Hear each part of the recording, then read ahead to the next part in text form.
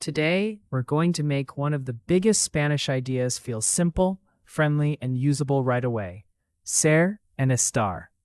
Both usually mean am, is, or are in English. So at first they can feel like two house keys that look almost the same. But each key opens a different door.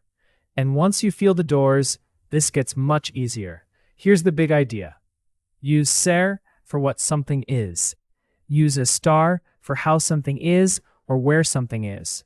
That's the simple memory trick. Ser is identity, estar is state or location. What something is, how or where something is. Let's keep it super practical. If I say es profesor, that means he is a teacher or she is a teacher, depending on context. That's identity, so we use ser. If I say es de Mexico, that means he is from Mexico or she is from Mexico. Origin, where someone is from, also goes with ser. But if I say está cansado, that means he is tired.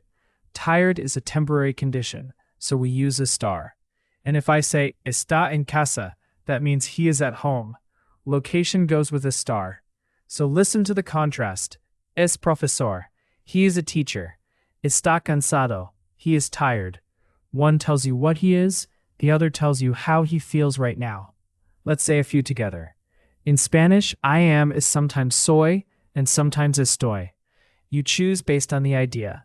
Soy estudiante means I am a student, identity. Estoy cansado means I am tired, temporary state. How do you say I am tired in Spanish? Estoy cansado.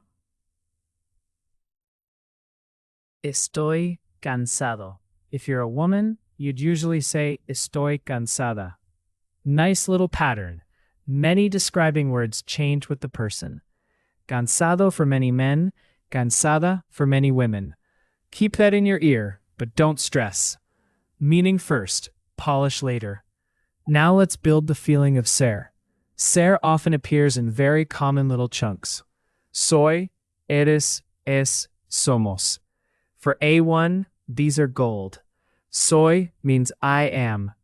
Eres means you are. Es means is. Somos means we are. A few useful examples. Soy Ana. I'm Anna. Eres alto. You are tall. Es fácil. It is easy. Somos amigos. We are friends. Notice something helpful. In Spanish, with jobs, you usually do not need a word for a or an. So you say es profesor, not es un profesor, in many simple cases. Just es profesor. Very natural, very common. How do you say he is a teacher in Spanish? Es profesor. Es profesor. Good. Now, origin. If you want to say where someone is from, ser is your friend. Soy de Texas. I'm from Texas. Es de Mexico. He or she is from Mexico. Somos de Madrid. We're from Madrid. How do you say she is from Mexico in Spanish? Es de México. Es de México. Perfecto. Tiny side note. Mexico has the accent mark in writing, but when you speak, just focus on the sound. De México. Smooth and clear. Now let's switch to estar. Estar is your go-to verb for location and temporary conditions. Think of it as the right now verb in many situations. Not always, but often enough that it helps at the beginning. Estoy en casa. I am at home. Está en la escuela. He or she is at school. Estamos aquí. We are here. How do you say we are at home in Spanish? Estamos en casa. Estamos en casa. Excellent.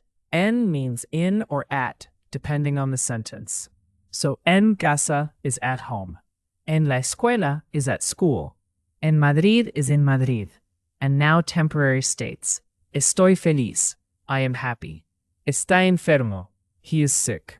Estamos listos. We are ready. How do you say the coffee is hot in Spanish? El café está caliente. El café está caliente. Nice. Why estar there? Because we're describing its current condition. The coffee is hot right now. If you wait long enough, sadly, the coffee changes teams and becomes frío, cold. Spanish is realistic about coffee. Here's another very useful contrast. Listen closely. Es aburrido means it is boring, or he is boring, depending on context. That sounds like part of the thing's character. But está aburrido means he is bored, temporary feeling.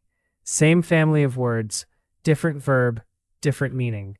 That's why ser and estar matter. Let's not get too fancy, but this contrast is worth remembering because it pops up a lot. How do you say I am at home in Spanish?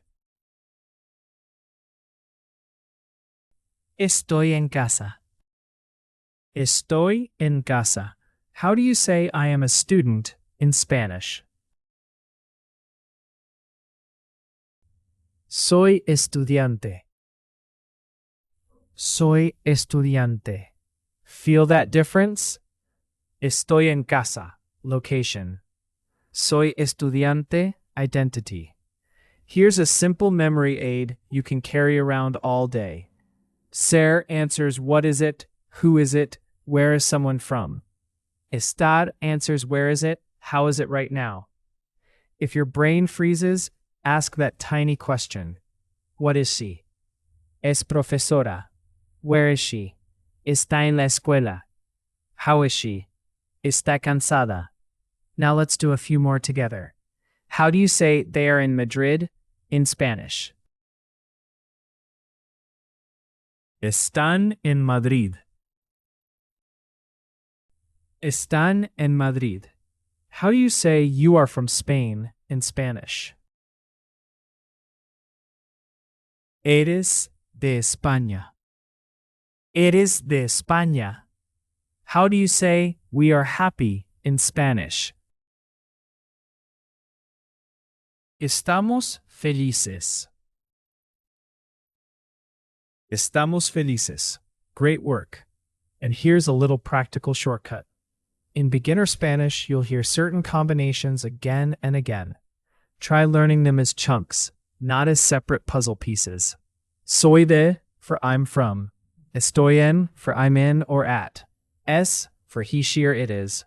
Está for he, she, or it is in a state or location. These chunks save brain power. Now, a very short story. Just listen first. Ana es estudiante. Es de México. Está en casa hoy. Está cansada, pero feliz. El café está caliente. Ana es muy amable. Now let's go line by line. Ana es estudiante. Ana is a student. Es de México. She is from Mexico. Está en casa hoy. She is at home today. Está cansada, pero feliz. She is tired, but happy. El café está caliente. The coffee is hot. Ana is very kind. That little story gives you both verbs in a natural way. Es estudiante, identity. Es de México, origin. Está en casa, location. Está cansada, state. Está caliente, current condition. Es amable, more like a quality. Now let's talk about common mistakes, because these are normal, and catching them early helps a lot. First common mistake, using ser for location. For people and things, location usually wants a star. So not soy en casa. Say estoy en casa. Not es en la mesa for the book. Say está en la mesa. The book is on the table. Está en la mesa. Second common mistake, using a star for jobs or identity. Not estoy profesor.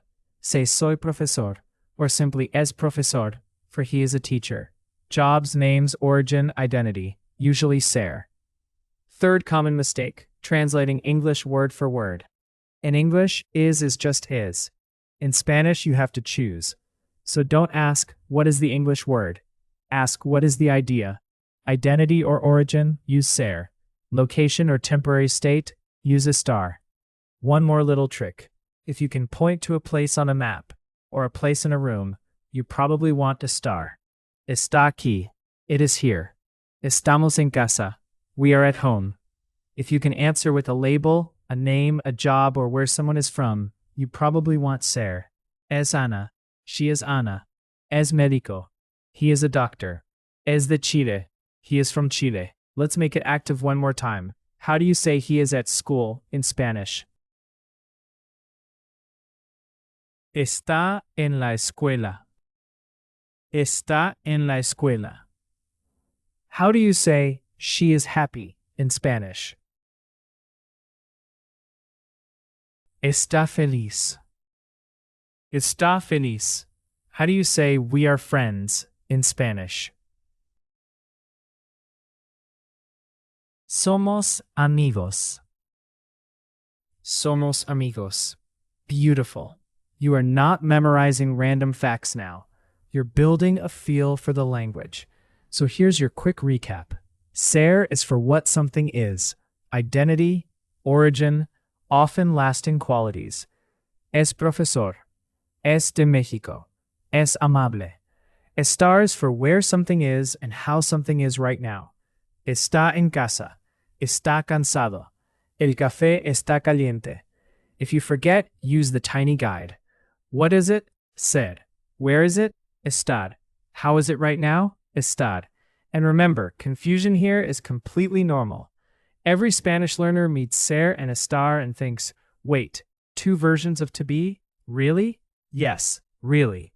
But now you have a simple map, and maps make travel easier. Keep listening for these two verbs in real life. Notice chunks like soy de, es, está en, estoy, estamos. The more often you hear them, the more natural they become. You're doing great.